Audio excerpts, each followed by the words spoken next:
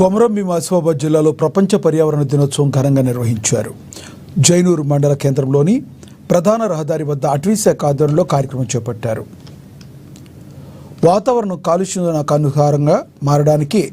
వాతావరణం కాలుష్యకాసారంగా మారడానికి కారణం అడవిలో చెట్లు లేకపోవడం వలన అని FRO Gnaneshwar market committee chairman Kudmeth Vishwanath తెలిపారు.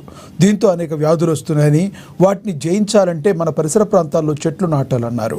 అడవులు నాశనం కావడం వలన సమయానికి వర్షాలు రావడం కుదరడం లేదన్నారు. మన పరిసరాల్లో పచ్చదనం పెంపొందించాలని, ప్లాస్టిక్ వాడకాన్ని తగ్గించాలని సూచించారు.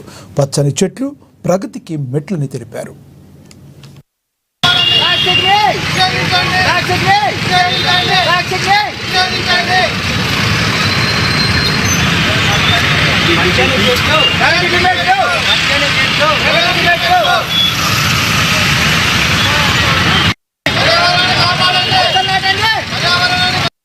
పర్యావరణ దినోత్సవం సందర్భంగా అందరికీ నా యొక్క నమస్కారం. ఈరోజు ప్రకృతిలో జరుగుతున్న అనర్థాలు కానీ, మనము చేస్తున్న వాడకాల వల్ల కానీ, ప్లాస్టిక్ వల్ల కానీ, చెట్లు నరకడం వల్ల కానీ ఈరోజు మనకు వర్షాలు పడకుండా చాలా ఇబ్బందులు కలుగుతున్నాయి. టైం పైన వర్షాలు పడకపోవడము, భూకంపాలు రావడం ఎన్నో జరుగుతున్నాయి.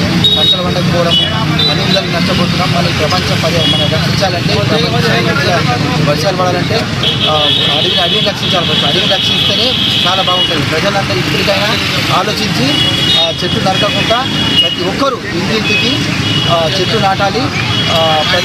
ప్రజలందరూ అటవీ శాఖ అధికారులకు సహకరించాలి. ఎందుకంటే ఈరోజు జంతువులు కూడా నశించుకోవచ్చు, అది కూడా నశించుకోవచ్చు.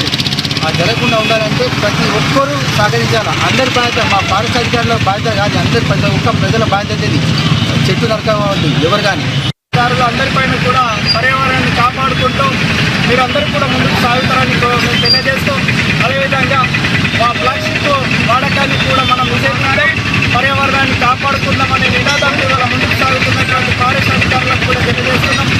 మీరందరూ కూడా ఈ ప్రాంతాన్ని సుభిక్షంగా సంతోషాలతో ఉండేటట్టుగా మీరందరూ కూడా సహాయ సహకారాలు అందించవలసిన బాధ్యత మీ పైన ఉన్నది.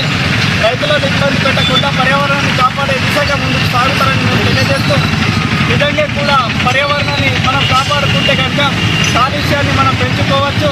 ఈ ప్రాంతంలో ఉన్నటువంటి ప్రజలందరూ కూడా సుఖ సంతోషాలతో ఉండాలంటే కంపల్సరీ పర్యావరణాన్ని మనం కాపాడవలసిన బాధ్యత మన అందరిపైన ఉన్నది. కాబట్టి